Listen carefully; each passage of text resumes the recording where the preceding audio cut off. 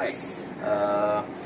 This is an example of pulse width modulation, and we are hoping to demonstrate the effect of pulse width modulation and perhaps discuss later the applications of pulse width modulation. So in this particular case, you can see we have an LED here, and I've got that LED hooked up to an Arduino board, and the LED is flashing on and off, or perhaps it's not.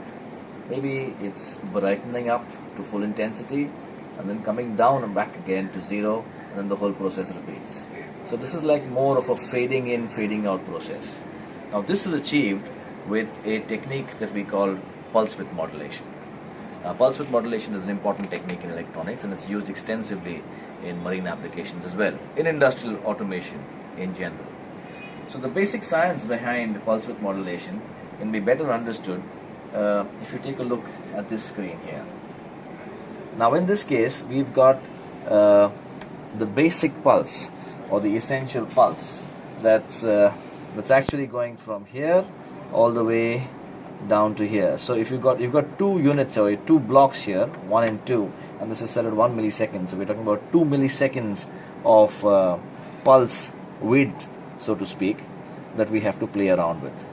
And as you can see, the Arduino has been programmed to continuously change the pulse width from 0% duty cycle, that means when the on time is 0, to 100% duty cycle.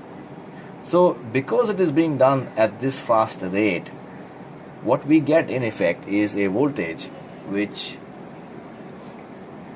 rises from 0 to maximum and creates this kind of an effect of the LED brightening and fading in and fading out. So what we're going to attempt now is to change the on-time periods of the pulse width, and to do this I'm going to use this little program here and just change some delay sequences like so. Let's download that program inside. If you could just focus on this, yeah. So once we download this program into the microcontroller, you will find that the LED will now start blinking on and off, yes, but at slightly different rates, as you can see it there.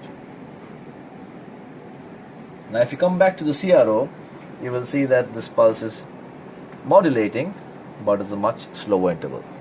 So this has permitted me to emulate a system where I have a resistor and a capacitor charging, and I can change the capacity of the capacitor, or the value of the capacitor, and thus create different rates of or different light intensities, the LED ramping up and ramping down. So pulse width modulation at Anglo Eastern.